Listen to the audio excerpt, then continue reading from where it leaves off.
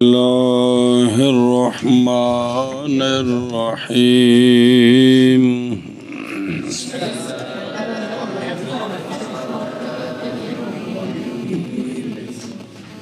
وظروف المکان کذالک مبان وهو منصوب ایضا بتقدیر فی نحو جلست خلفک وامامک ومحدود وهو ما لا يكون منصوبا بتقدیر فی بل لا بد من ذکر فی نحو جلست فی الدار وفی السوق وفی المسجد صلی اللہ علی نبینا الکریم وعلى آله وأصحابه وبارك وسلم بسم اللہ الرحمن الرحیم اللہ اکبر خیر۔ منصوبات میں سے مفعول فی کی بات چل رہی ہے۔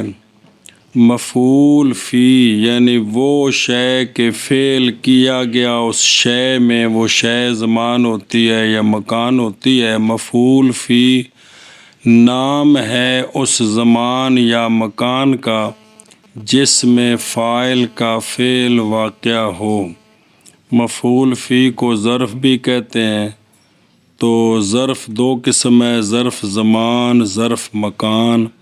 پھر ظرف زمان دو قسم ہے، ظروف زمان مبہم جس کے لیے حد معین نہ ہو دہر حین، محدود جس کے لیے حد معین ہو جیسے یوم، لیلہ، شہر، سنہ۔ تو مفعول فی ظرف زمان اس کا استعمال اظہار فی کے ساتھ بھی ٹھیک ہے، تقدیر فی کے ساتھ بھی ٹھیک ہے۔ اظہار فی ہوگا تو اس وقت یہ جار مجرور بھی ہو سکتا ہے اور اس کو مفعول بھی غیر صریح بھی کہہ سکتے ہیں، مفعول فی بھی مجازن کہہ سکتے ہیں۔ اور جب تقدیر فی ہو تو اس وقت یہ واقعتاً مفعول فی ہوتا ہے جو منصوبات میں سے ایک ہے۔ تو یہ دونوں تقدیر فی کے ساتھ باقاعدہ منصوب ہوتے ہیں۔ دونوں کی مثال بے سم تو دہرن اور سافر تو شہرن۔ دہر زمان کی مثال ہے تو شہر مکان کی مثال ہے جی۔ تو ان کو سم تو فی دہرن، سافر تو فی شہرن اگر ہو تو پھر یہ جار مجرور ظرف لاغ مفعول بھی غیر صریح۔ اگر فی مقدر ہو تو پھر یہ صرف اور صرف دہرن مفعول فی، شہرن مفعول فی منصوب لفظاً۔ آگے سمجھے۔ دوسری قسم ہے مفعول فی کی، مفعول فی ظرف مکان۔ مفعول فی تو جمع بول لیں۔ ظروف مکان بھی ظروف زمان کی طرح دو قسم ہے، مبہم اور محدود۔ مبہم سبق شروع ہو گیا کہ مفعول فی کی دوسری قسم ہے۔ مفعول فی تو سارا ایک ہی، یعنی مفعول فی دو ہے نا، ظرف زمان ظرف مکان۔ تو ظروف مکان بھی ظروف زمان کی طرح دو قسم ہیں، مبہم اور محدود۔ تعریف وہی ہوگی کہ ظرف مکان مبہم وہ ظرف مکان ہے جس کی حد نہ ہو، جس کی حد معین نہ ہو، بات سمجھیے۔ اور ظرف مکان محدود وہ ہوگا جس کی حد معین ہو، جس کی حد معین ہو، سمجھیے۔ آخر ایک بار کیا کہ جی ظروف مکان بھی اسی طرح، ظروف مکان بھی ظروف زمان کی طرح، ظروف مکان بھی ظروف زمان کی طرح دو قسم پر ہے، ظروف مکان مبہم اور ظروف مکان محدود۔ تعریف وہی ہے، تعریف وہی ہے جو قریب ظروف زمان کی قسموں کی ہے۔ کس طرح کہ ظرف مکان ظرف مکان مبہم وہ ظرف مکان ہے جس کی حد معین نہ ہو، اور اور ظرف مکان محدود وہ ہوتا ہے جس وہ ظرف مکان ہے یار، ظرف مکان ہے جس کی حد معین ہو۔ ہو۔ یہ جو چھید دیتے ہیں نا، آگے پیچھے دائیں بائیں اوپر نیچے، جہات ستہ، یہ ظرف مکان ہے مبہم۔ یہ ظرف مکان ہے یہ جو جہات ستہ ہے نا، 6 جہتیں، تیرے آگے تیرے پیچھے، جہاں کوئی بھی شخص ہو تو دنیا میں کوئی بھی چیز ہے تو اس کی 6 جہتیں نکلتی ہیں، جی کوئی اس سے آگے ہوگا، کوئی پیچھے ہوگا، کوئی دائیں ہوگا، کوئی بائیں ہوگا، کوئی اوپر ہوگا، کوئی نیچے ہوگا۔ تو یہ معین نہیں ہے، جب تک وضاحت نہیں کریں گے 2 فٹ آگے، تب اس کے بغیر معین نہیں ہے کہ ہے ادھر تو بیٹھا ہے، تیرا منہ جس طرف ہے اس طرف، یہ بھی تیرے آگے ہے، یہ پھٹی بھی، دیوار بھی، پرلا مکان بھی، سیدھا سمندر تک چلے جاؤ، سمندر کا پانی بھی وہ تیرے آگے ہے۔ اسی طرح تیرے پیچھے یہ دیوار، اس سے پیچھے مشرق تک مغرب تک سب پیچھے ہے۔ اسی طرح دائیں بائیں اوپر تک وہ عرش اولا تک یہ اوپر ہے، نیچے تخت و سرا تک یہ سارا نیچے ہے۔ تو یہ 6 جہتیں جو ہے نا، 6 جہتیں، یہ ظرف مکان ہے لیکن مبہم ہے۔ کیا ہے؟ ظرف مکان ہے، یہ مبہم ہے۔ اور ظرف مکان محدود وہ جس طرح کے دار کی، دار، تو دار جو ہے وہ جتنا بھی ہو اس کی کوئی حد ہوتی ہے۔ اسی طرح بازار جتنا بھی لمبا ہو اس کی کوئی حد ہے۔ اسی طرح مسجد، تو دار، بازار، مسجد، یہ کیا ہے ان کی حد ہے جی۔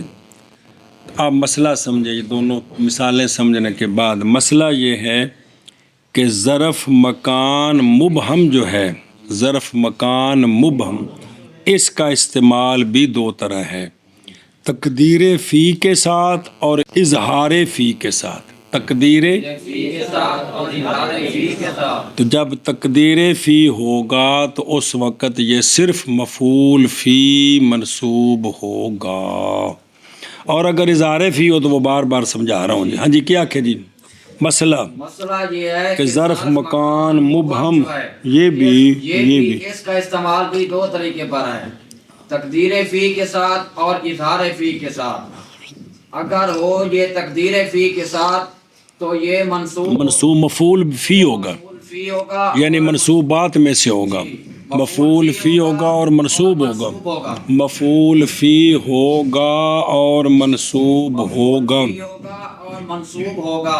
اور اگر فی کا اظہار کر دیں فی کے اظہار کے ساتھ تو پھر وہ جار مجرور مفعول بھی غیر سری۔ بات سمجھیے آپ؟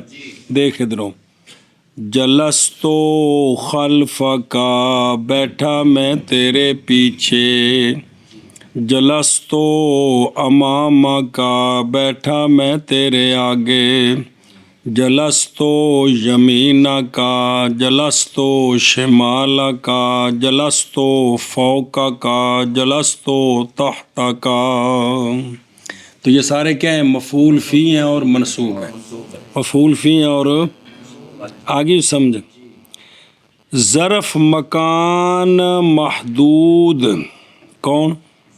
مکان محدود، یہ تقدیر فی کے ساتھ منصوب نہیں ہوتا، اس کا استعمال اظہار فی کے ساتھ ہی ہوتا ہے۔ اس کا استعمال اظہار فی کے ساتھ۔ ظرف مکان محدود، یہ جو 4تھی قسم ہے ظرف کی، اس کا استعمال کلام عرب میں کس کے ساتھ ہوتا ہے؟ اظہار۔ کوئی شعروں میں مجبوراً حرف فی کو حذف کر کے مجرور پڑھے، ملیحدہ بات ہے، لیکن نثر میں وسعت کلام میں اس کا استعمال تقدیر فی کے ساتھ نہیں ہوتا بلکہ ہوتا ہے۔ تو پھر یہ مفعول فی نہیں ہوگا جس کی ہم بات پڑھ رہے ہیں، وہ ہے مفعول فی جو منصوب ہوتا ہے، تو یہ منصوب نہیں ہوتا۔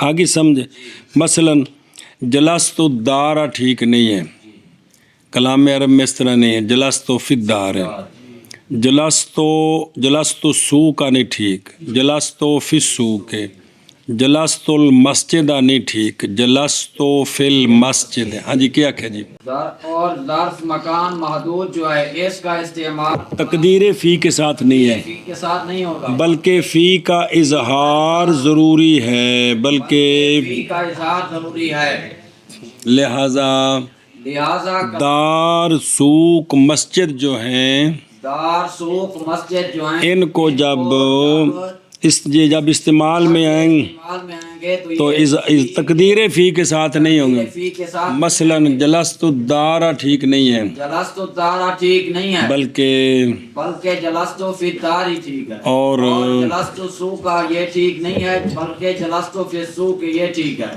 اور جلست المسجد یہ ٹھیک نہیں ہے، بلکہ جلست فی المسجد یہ ٹھیک ہے۔ بات سمجھیو۔ اور ظروف مکان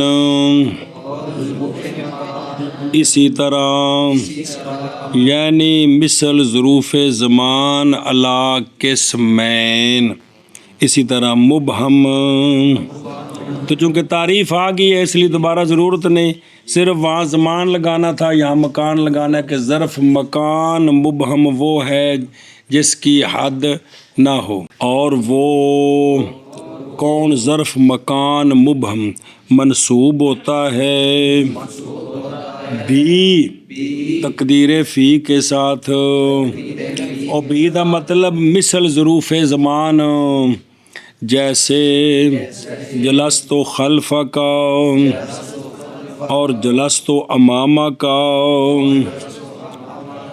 اور محدود، تو ظرف مکان کی دوسری قسم ہے ظرف مکان محدود، اور ظرف مکان محدود وہ ہوتا ہے جو نہیں ہوتا، تعریف نہیں ہے مسئلہ بیان ہو رہا ہے، جو نہیں ہوتا منصوب تقدیر فی کے ساتھ، بلکہ ضروری ہے فی کے ذکر سے، فی ہے اس میں، سمجھ آ گئی ہے، فی ہے، جیسے جلستو فی الدار اور جلستو فی السوق اور جلستو فی المسجد، اور ظروف مکان اسی طرح مبہم اور ظرف مکان مبہم منصوب ہوتا ہے بھی تقدیر فی کے ساتھ، جیسے جلست خلفہ کا اور جلست امامہ کا، اور محدود، اور ظرف مکان محدود وہ ہوتا ہے کہ نہیں ہوتا منصوب تقدیر فی کے ساتھ، بلکہ ضروری ہے فی کے ذکر سے اس میں، جیسے جلست فی الداری اور جلست فی السوقی اور جلست فی المسجد۔ چل میں نے کیا اور ضروف مکان اسی طرح مبہم اور مبہم ہے، اور ظروف ظرف ہوا ضمیر مفرد ہے تو جمع بچو مفرد کرنا ہے، اور ظرف مکان منصوب ہوتا ہے، اور ظرف مکان مبہم، اور ظرف مکان مبہم منصوب ہوتا ہے بھی تقدیر فی کے ساتھ، جیسے جلست خلفہ کا اور جلست امامہ کا، اور محدود، اور ظرف مکان محدود نہیں، اور ما وہ ہوتا ہے، ما موصولہ وہ ہوتا ہے کہ نہیں ہوتا منصوب تقدیر فی کے ساتھ، بلکہ ضروری ہے اس کے من ذکر فی، اس کے ذکر، بلکہ ضروری ہے فی کے ذکر سے، ضروری ہے فی کے ذکر سے، فی ہے اس میں، اے فی مراد لفظ اسم ہے، ذکر فی اس میں، جیسے جلست فی الدار اور جلست فی السوق اور جلست فی المسجد۔ اچھا جی آشیا نمبر 8 دیکھو، جلست خلفہ کا مثال ہے مبہم کی، یعنی پیچھے شامل ہے اس چیز کو جو پشت کے مقابل ہے انتہائے زمین تک. کس تک؟ انتہائے زمین تک. اچھا جی، وَهُوَ مَا لَا يَكُونُ منصوبًا. نظر آ رہے ہیں؟ یہ ذرا دلیل سمجھے کہ 3 منصوب ہیں، ایک منصوب نہیں. ذرا توجہ. وجہ منصوب ہونے کی تمام ظروف زمان کی اور ظروف مکان سے ظرف مکان مبہم کی تقدیر فی کے ساتھ وجہ کیا ہے؟ ان تینوں کے تقدیر فی کے ساتھ منصوب ہونے کی، اور چوتھی صورت میں تقدیر فی کیوں نہیں ہو سکتا؟ وجہ یہ ہے کہ جب ظرف زمان مبہم یہ فعل کی جز ہے. مارا زید نے زارابا، مارا زارابا زید، مارا زید نے زمانہ ماضی میں، اس میں کوئی قریب بعید کوئی ہے؟ اگر قریب بعید بھی ہو تو پھر بھی کتنا قریب کتنا بعید اس میں بھی تعین تو نہیں ہوتا نا. ماضی قریب ماضی بعید میں بھی کوئی تعین تو نہیں ہے نا کہ کتنے منٹ کتنے گھنٹے. تو وہ مارتا ہے یا مارے گا، جو زمانہ فعل کی جز ہے وہ مبہم ہے. جو زمانہ پہلے سمجھو نا بات کیا، سارا مدار پوری دلیل دا مدار اس غلط ہے. فعل کی جو زمانہ ہے کہ نہیں، تو زمانہ 2 قسم ہے، محدود اور. تو جو فعل کی جز ہے وہ کون سا زمانہ ہے؟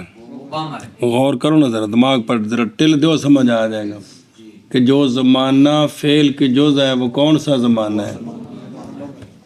شک سو کے خواب جی دیکھ سکتے ہو، وہ مبہم ہے. کون سا ہے؟ لہذا ظرف زمان مبہم چونکہ فعل کی جز ہے، لہذا فعل اس کو بلا واسطہ نسب دیتا ہے.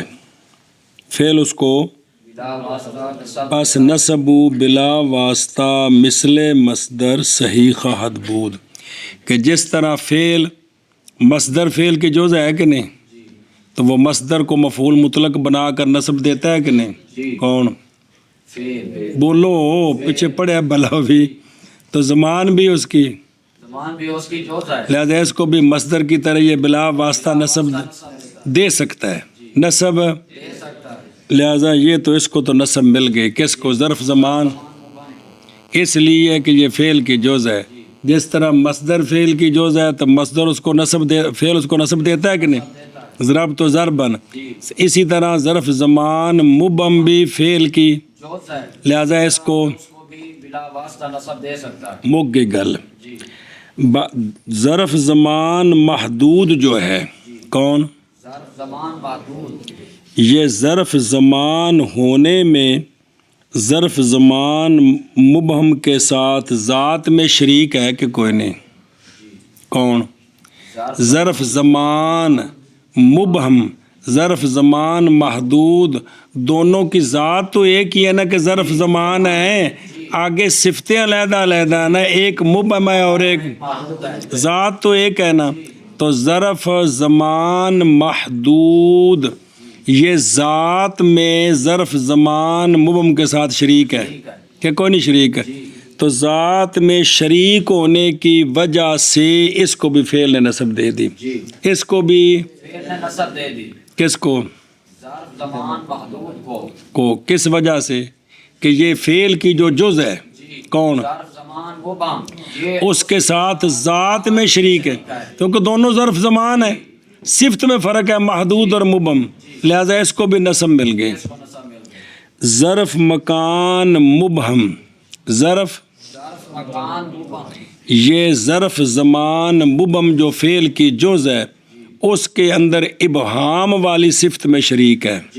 ظرف زمان ظرف مکان مبہم یہ ظرف زمان مبہم جو فعل کی جز ہے جس کو نسب دیتا ہے فعل، اس کے ساتھ وصف میں شریک ہے کہ کوئی نہیں ہے، دونوں مبہم ہیں، لہذا اس کو بھی نسب دے دیں.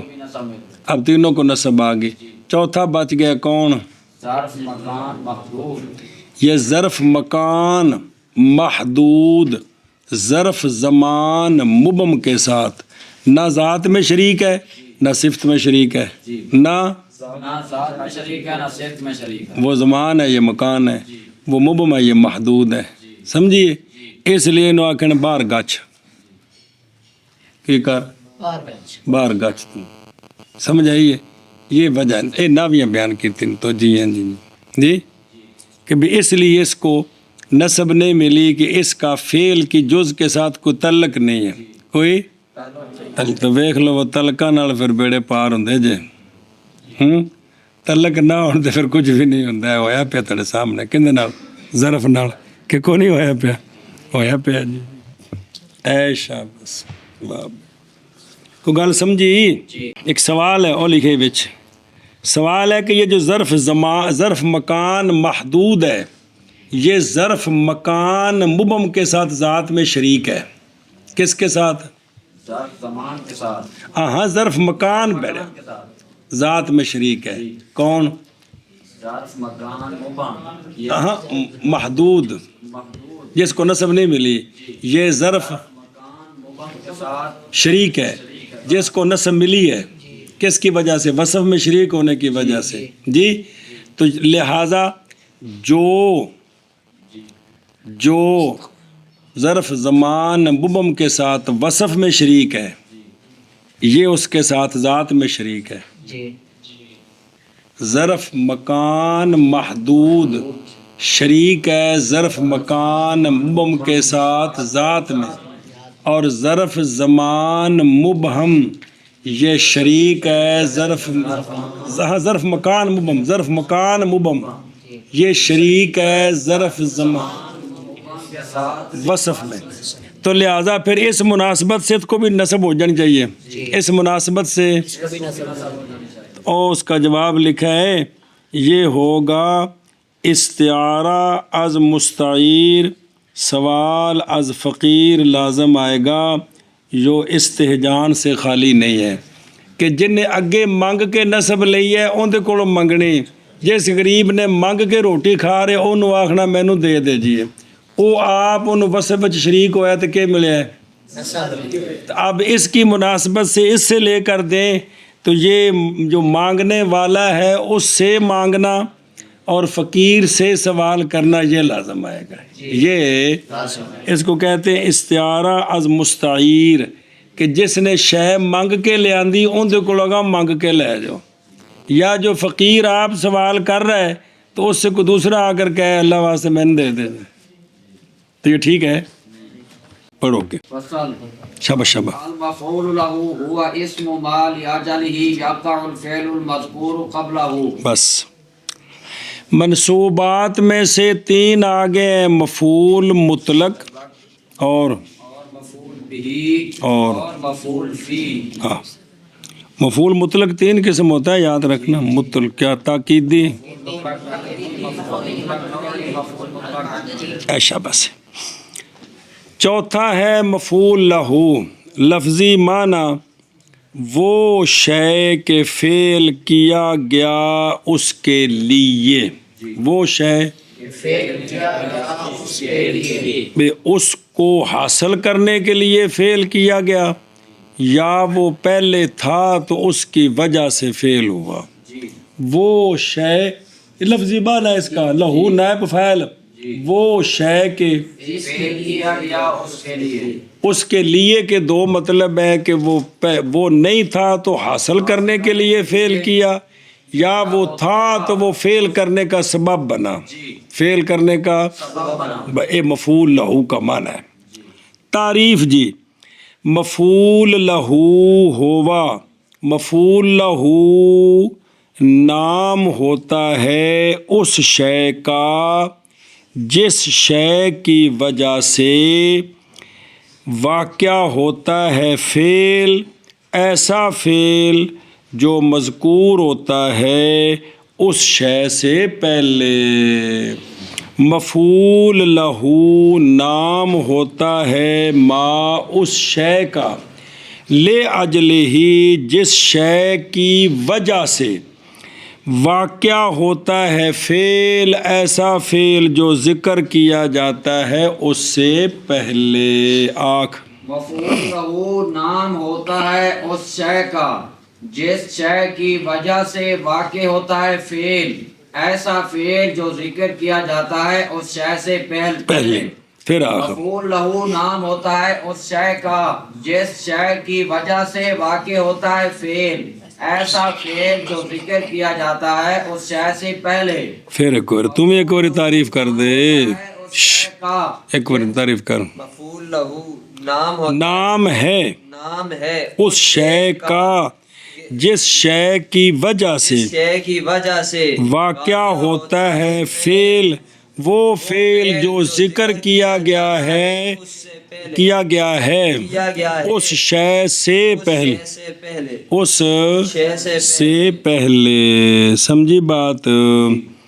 او دے خدرو عاشیت او لِأَجْلِ ہی، یعنی اس شے کو حاصل کرنے کے واسطے، یا بسبب وجود او کہ وہ شے پہ، دونوں کی مثالیں آ رہی ہیں۔ وہ شے نہیں تھی تو حاصل کرنے کے لیے فعل کیا، یا وہ شے تھی تو اس کی وجہ سے فعل ہوا۔ اس شے کی تحصیل کے لیے فعل، یا اس شے کے وجود کی وجہ سے فعل، ان جاکھنا اس شے کی تحصیل کے واسطے فعل یا تحصیل کے لیے فعل، یا وجود کی فعل۔ دونوں باتیں آ رہی ہیں، دونوں مثالیں آ رہی ہیں۔ المذکور کی توجہ کر، اس مذکور بمانا ملفوظ، مذکور بمانا تو وہ پہلے فعل ملفوظ ہو، خواہ حقیقتاً ہو خواہ حکماً ہو، خواہ مثلاً کسی شخص نے پوچھا لیما ضربت زیدن، کیوں مارا تو نے زید کو، تو اس نے جواب میں کہنا تھا ضربت زیدن تادیباً، ضربت تادیباً، مارا میں نے ادب سکھانے کے لیے۔ تو چونکہ سوال میں ضرب موجود ہے، قرینہ موجود ہے، اس لیے اس نے کہہ دیا تادیباً۔ کیا کہہ دیا؟ تو یہاں حکماً مذکور ہے، حکماً کیا کہ وہ جو ہے نا اپنا قرینہ موجود ہے کہ سوال کے اندر کیا ہے؟ ضرب موجود ہے۔ تو اس مثال سے آپ یہ بھی سمجھ لیں کہ مفعول لہو کے فعل کا حذف بھی قرینہ ہو تو جائز ہے۔ کہنا سمجھ آیا؟ مفعول لہو کے فعل کا حذف جائز ہے جب قرینہ ہو۔ تو یہاں قرینہ ہے نا سوال میں بھی، لیما ضربت زیدن، کیوں مارا تو نے زید کو۔ اگر ساڑی پنجابی چاہتے ہیں عقل سکھانے واسطے، تو ای قرینہ سی نا بھی میں ماریا انہوں مت سکھانے واسطے، اینا لفظ نہیں بول دے کہ عقل سکھانے کے لیے۔ تو تادیباً کس لیے؟ ادب سکھانے کے لیے، اس لیے میں نے اس کو مارا۔ باقی تو تھوڑے نال شفقت ہو رہی ہے، آ شفقت کوئی نہیں ہو رہی۔ کیڑی؟ یہ بھی ایک شے رہندی پئی ہے کہ تھوڑی تھوڑی بھی ہو جائے نال تے جڑے کو کسر ہے نکل جائے تے ٹھیک ہو جائے کم جی۔ اچھا جی توجہ کر، اب آجابنی تعدیب، تعجب میں ڈالا مجھے ادب سکھانے نے، یہ یہاں سے التعدیب نکل گیا کیونکہ یہ آجابہ کا فاعل بن رہا ہے، یہ اس کے لیے فعل نہیں ہوا بلکہ اس فعل کا یہ فاعل بن رہا ہے۔ سمجھ آ گئی جی؟ اے شابہ سے ایک مسئلہ۔ دوسرا مسئلہ یہ ہے کہ فعل سے مراد، بار بار عرض کرو جہاں فعل آ رہا ہے، فعل سے مراد ہے فعل لغوی، فعل سے مراد ہے فعل لغوی کون ہوتا ہے؟ حدث، حدث کون ہوتی ہے؟ مصدر۔ تو لہٰذا مفعول لہو صرف فعل مصطلح کا نہیں ہوتا، مفعول لہو مصدر کا بھی ہوتا ہے، مفعول لہو اسم فاعل کا بھی ہوتا ہے، مفعول لہو اسم مفعول کا بھی ہوتا ہے، جس طرح کہ فعل کا مفعول لہو ہوتا ہے، جس طرح مثال سمجھاتا ہوں، باقی تو مثالیں آگے آ رہی ہیں کہ ضرب زید امرن تادیباً، مارنا زید کا امر کو ادب سکھانے کے واسطے۔ اب ضرب زید امرن تادیباً میں جو تادیباً ہے یہ مفعول لہو مصدر کا ہے، کس کا؟ ضرب کا۔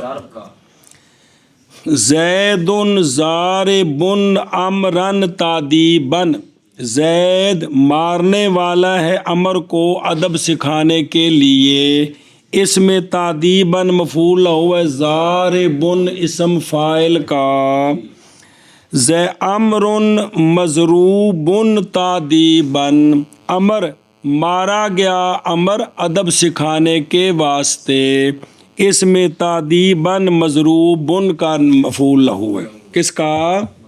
مفعول کا، بات سمجھیے جی۔ ہن مانا کرو اس دا جی، فصل مفعول لہو ہوا وہ کون؟ نام ہے اس شے کا، لأجل ہی جس کے لیے واقع ہوتا ہے فعل،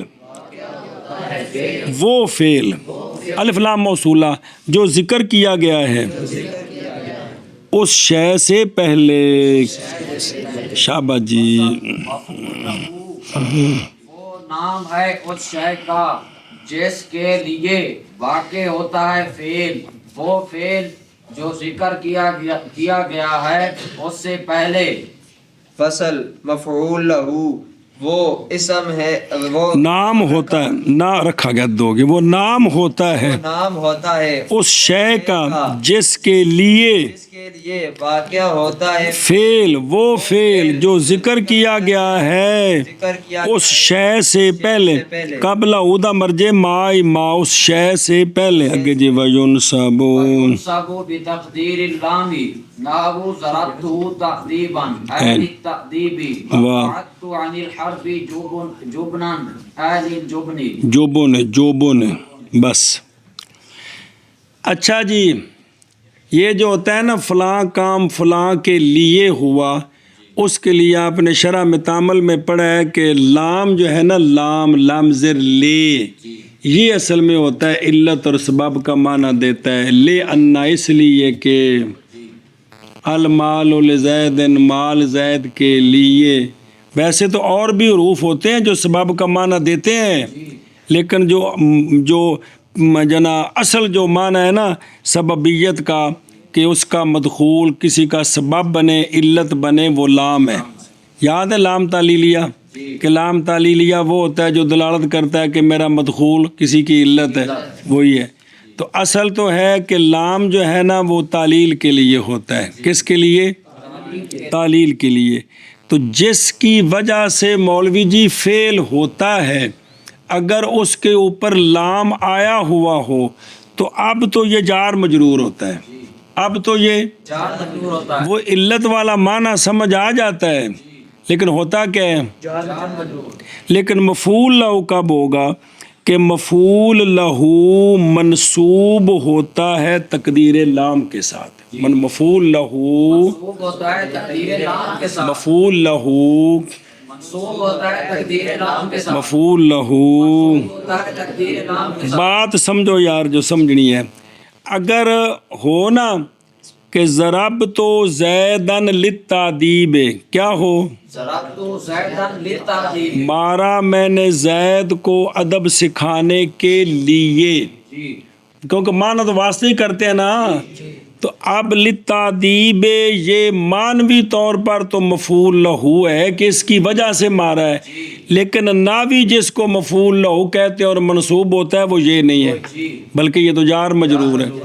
تو مفعول لہو جو منصوب ہوتا ہے وہ ہوتا ہے جو فعل کی علت ہو اور لام مقدر ہو، فعل کی وہ جس کے لیے فعل کیا گیا وہی نہ فعل کی علت ہے، لیکن لام ظاہر نہ ہو بلکہ تو لام مقدر ہوگا، تو اب مفعول لہو منصوب ہوگا۔ اب مفعول لہو وہ نصب کون دے گا؟ فعل، مصدر، اسم فاعل، اسم مفعول، جس کا یہ مفعول لہو بنے گا۔ کیا کہ جی مسئلہ کہ مفعول لہو منصوب ہوتا ہے تقدیر لام کے ساتھ، پھر آخنا مفعول لہو منصوب ہوتا ہے تقدیر لام کے ساتھ۔ اس جملے کا مطلب یہ ہے بابیو کہ اگر لام ظاہر کر دیں مفعول لہو بن جائے گا، معنی ٹھیک ہے۔ ضربت زیدن للتعدیب، مارا میں نے زید کو ادب سکھانے کے لیے، معنی ٹھیک ہے، لیکن یہ للتعدیب اب وہ مفعول لہو نہیں ہے جو ناویوں کا ہے، وہ منصوب ہوتا ہے، یہ مجرور ہے، اس کا نام جار مجرور ہے۔ کیا نام ہے؟ جار مجرور تو وہ مفعول لہو جو ناویوں کا ہے وہ کون سا ہوتا ہے کہ وہ ہوتا ہے جہاں لام مقدر ہوتا ہے، جہاں لام، تو مطلب یہ ہے کہ مفعول لہو جس کے لیے فعل کیا گیا ہے اگر لام مقدر ہے تو وہ منصوب ہوگا، اس کو کہتے ہیں کہ مفعول لہو منصوب ہوتا ہے تقدیر لام کے ساتھ، اور اگر لام مقدر نہیں ہے لام ظاہر ہے تب وہ جار مجرور ہے۔ اب وہ بات سمجھیے کہ مفعول لہو منصوب ہوتا ہے تقدیر لام کے ساتھ، یعنی جو شے معنوی طور پر مفعول لہو بنتی ہے اس کا استعمال دو طرح ہے، لام کی تقدیر کے ساتھ بھی اور لام کے اظہار کے ساتھ بھی۔ اگر اظہار کریں گے تو مفعول لہو تو ہوگا معنوی طور پر، لیکن ترکیب میں اس کو مفعول لہو نہیں کہیں گے بلکہ وہ جار مجرور ہوں، اور منصوب تب ہوگا جب لام مقدر ہوگا، اب وہ منصوب ہوگا اور نصب دے گا جو ما قبل فعل ہے، مصدر ہے، اسم فاعل ہے، اسم مفعول ہے، اس کو کہتے ہیں کہ مفعول لہو منصوب ہوتا ہے کس کے ساتھ؟ شاباش۔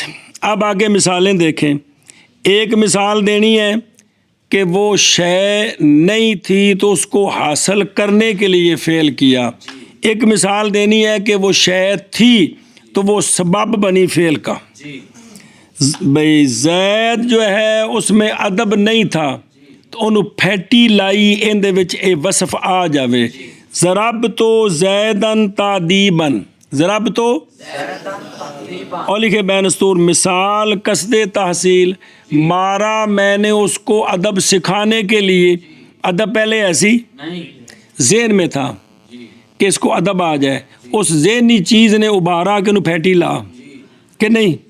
ہمیشہ مفعول لہو وہ ہوتا ہے جو فاعل کو فعل کرنے پر ابھارتا ہے، جو فاعل کو کبھی وہ خارج میں ہوتا ہے اس لیے ابھارا ہے، کبھی وہ ذہن میں ہے خارج میں بعد میں آئے گا اس لیے ابھارا ہے۔ جی تو ذہن میں پہلے یہ بات آئی نا کہ اس کو کیا کروں، ادب سکھاؤں، کیا کروں، تو پھر اس نے ابھارا تو اس کو پھینٹی لگا دیجیے۔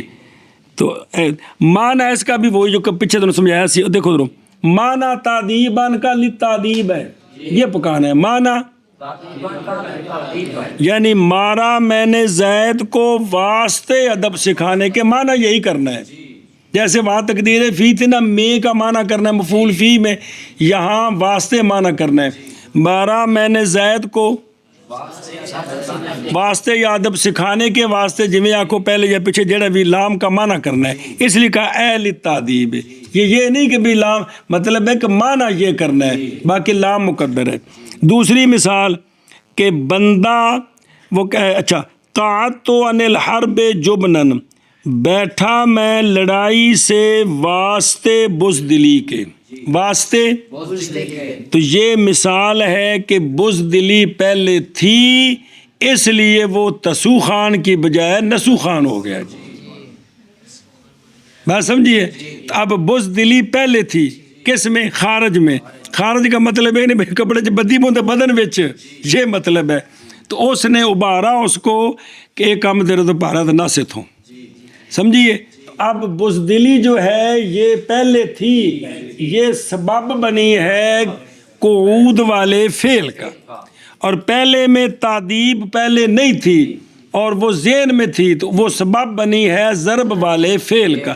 تو مفعول لہو نام ہوتا ہے اس شے کا جس کے لیے فعل کیا جاتا ہے، کبھی تو یہ ہے کہ وہ ذہن میں ہے خارج میں نہیں ہے، اس کو حاصل کرنے کے لیے فعل کیا جاتا ہے، کبھی یہ ہے کہ وہ ہے اور وہ سبب بنی ہے فعل کرنے کا، تادیب سبب ہے ضرب کا کہ وہ تاکہ وہ حاصل ہو جائے، اور قعود کا سبب ہے جبن وہ پہلے تھا تو وہ سبب بنا بیٹھنے کا۔ ہاں جی کیا کہ جی مثال جیسے ضربت زیدن تادیبن، کہ مارا میں نے زید کو ادب سکھانے واسطے، ہاں، تو یہ اہل تادیب کا مطلب ہے تادیبن کا معنی جب کرو گے تو وہی کرو گے کیا جو لتادیب کا ہے، کیا مارا میں نے زید کو ادب سکھانے کے واسطے، شاباش۔ تو یہ مثال ہے کہ مفعول لہو پہلے نہیں ہے، اس کو حاصل کرنے کے لیے ضرب والا فعل کیا ہے۔ دوسری مثال مثال قعدت عن الحرب جبنا، بیٹھا میں لڑائی سے بزدلی کے واسطے. تو بزدلی یہ پہلے موجود ہے، اس کی وجہ سے یہ جو قعود والا فعل ہے یہ کیا کہ یہ میں بیٹھا کس لیے؟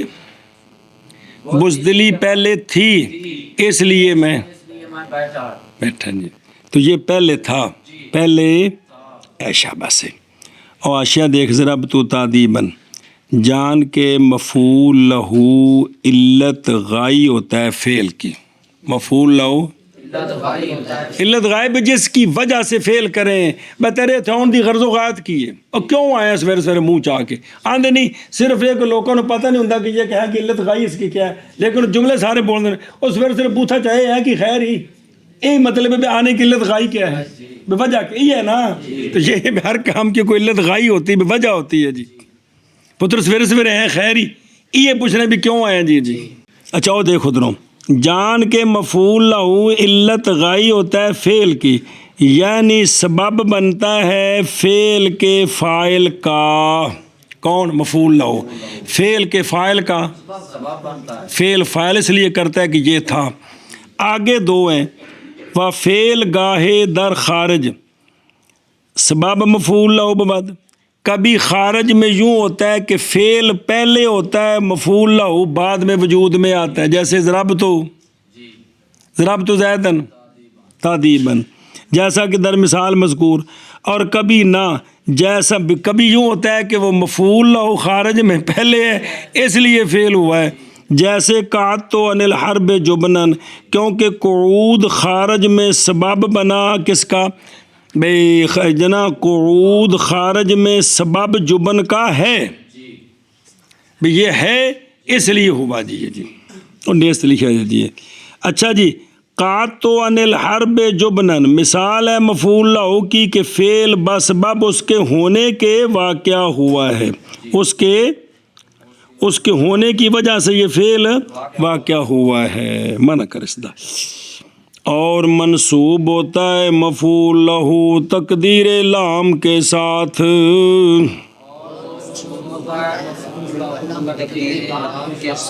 جیسے ضربتہ تعدیباً، اے للتعدیب، بے معنی یہی کرنا ہے. اور بیٹھا میں لڑائی سے واسطے بزدلی کے، تو جبنن کا معنی وہ ہے جو للجبن کا ہے. ہاں جی منع کرو. اور منصوب ہوتا ہے مفعول لہو تقدیر لام کے ساتھ، جیسے ضربتہ تعدیباً اے للتعدیب. شاباش جی شاباش. لڑائی سے واسطے بزدلی کے. اے شاباش. نکل ٹورو کا ٹائم کو نہیں. ہوتا ہے مفعول لہو تقدیر لام کے ساتھ، جیسے ضربتہ تعدیباً یا اے للتعدیب. اور بیٹھا میں لڑائی سے بزدلی کے سبب. آگے جی ویند الزجاج، الزجاجی ہوا مصدر تقدیرہ ادبتہ تعدیباً وجبنت جبنا. جو زجاج نحوی ہے وہ مفعول لہو کا انکار کرتا ہے. زجاج نحوی کہتے جتنی جگہ بھی تمہیں مفعول لہو نظر آتا ہے وہ اصل میں مفعول مطلق ہوتا ہے، مفعول لہو نہیں ہوتا. کیا کہ جی زجاج نحوی جو ہے وہ مفعول لہو کا انکار کرتا ہے. وہ کہتا ہے کہ جہاں بھی تمہیں مفعول لہو نظر آتا ہے وہ اصل میں مفعول مطلق ہے. وہ اصل میں مفعول مطلق ہے، وہ مفعول لہو نہیں ہے. وہ آگے سمجھ کہ مثلا یہ جو مثال ہے نا بھائی ضربت زیدن تعدیباً، کیا وہ کہتا ہے اصل میں اس کی تعویل ہے ادبت زیدن بالضرب تعدیباً. ادبت بالضرب، ادب سکھایا میں نے زید کو مارنے کے ساتھ ادب سکھانا. سمجھی بات؟ ادبت بالضرب تعدیباً، یہ توجیہ ہے اس کی. اچھا جی. اور دوسرا ہے نا بھئی قعدت عن الحرب جبنن، تو وہ ہے جبنت بالقعود جبنن، کیا؟ بزدلی کی میں نے بیٹھنے کے ساتھ بزدلی کرنا، جبنت بالقعود جبنن، بزدلی کی میں نے بیٹھنے کے ساتھ بزدلی کرنا۔ بات سمجھیے؟ ایک توجیہ وہ ہے جو کتاب میں لکھی ہے کہ وہ کہتا ہے کہ اصل میں ہے کہ تقدیر اس کی ہے وہی ادب تو زیدن تعدیباً بضرب نہ لکھا جائے، ادب تو زیدن بضرب تعدیباً، اور جبن تو عن الحرب جبنن، تو یہ سارے مفعول مطلق ہیں، سارے یہ زجاج کا مذہب ہے، لیکن جو استعمال ہوتا ہے باقی وہ جمہور ناویوں کا مذہب ہے جی، سمجھی گل؟ او مذہب زجاج مردود است، او مردود پنجابی والا نہیں، عربی والا بھی رد ہے، بائیں کہ از اطلاق این منصوب عرب علیت میں فہمند، کہ عرب جو ہیں وہ ان مثالوں میں علت والا معنی لیتے ہیں، کس کا؟ تعدیباً وغیرہ سے، تو اگر اس کو مفعول مطلق بنا دے پھر تو علت والا معنی ہی کوئی نہیں ہے کہ بنتا ہے، تو عرب والے ضرب تو تعدیباً بول کر اور قعدت عن الحرب جبنن بول کر علت والا معنی لیتے کہ اس فعل کی علت کیا ہے، تو علت تو تب بنے گی جب اس کو کیا بنائیں گے؟ تو اگر اس کو مفعول مطلق بنائے پھر تو علت نہیں ہوتی، اس لیے یہ مذہب مردود ہے کہ عرب والے ان مثالوں سے علیت والا معنی لیتے ہیں، کس کا؟ تو علیت کب بنے گی؟ اور زجاج کے نزدیک ہوا کون؟ وہ مفعول لہو مصدر ہے، تو سوال ہے کہ وہ تو مصدر تو ہوتی ہے فعل مذکور کی مصدر، وہ جو تعدیب آنے سے پہلے ادب تو ہو اور کو جبنن سے پہلے کوئی جبان تو ہو، تو کہتا میں تمہیں بڑھا کے دینا جی، بڑھاؤ جی، تقدیر اس کی ادب تو زیدن بضرب تعدیباً ہے، اور جبن تو بالقعود جبنن ہے، اور بالقعود یعنی الحرب جبنن، پوری مثال بھی لمبی بنا لو کر کے جی۔ اور زجاج کے نزدیک وہ مصدر ہے، تقدیر اس کی ادب تو زیدن بضرب، وہ کون؟ مفعول لہو جو اور جبن تو بالقعود یعنی الحرب جبنن ہے، ہاں جی شامل جی۔ زجاج کے نزدیک مفعول لہو مصدر ہے، تقدیر اس کی ادبتہ زیدہ بالضرب، اور ادب تو زیدن بالضرب تعدیباً، ادبت زیدن بالضرب بالضرب تعدیباً، اور جبن تو جبنن، جبن تو جبنن، او تھلے درایا والے نے عبارت کڈی ہن تیرے قابو نہیں پی آندی، جبن تو بالقعود عن الحرب، بیٹھا بزدلی کی میں نے جنگ سے بیٹھنے کے سبب بزدلی کرنا، تو ہن بالقعود جڑا ہے انہوں وہ علت بنا لیا ہے، پچھلی مثال جب بالضرب ہے کہ مارنے کے سبب سے میں نے ادب سکھانا، تو گل تو سبب والی بنی، تو جڑا نہ بھی تجھے دسیا پھر وہی ٹھیک ہے، بھی اور پا کے لمبی عبارت کٹ کے جی یہ ٹھیک نہیں ہے جی، چلو بے شام ہے جی۔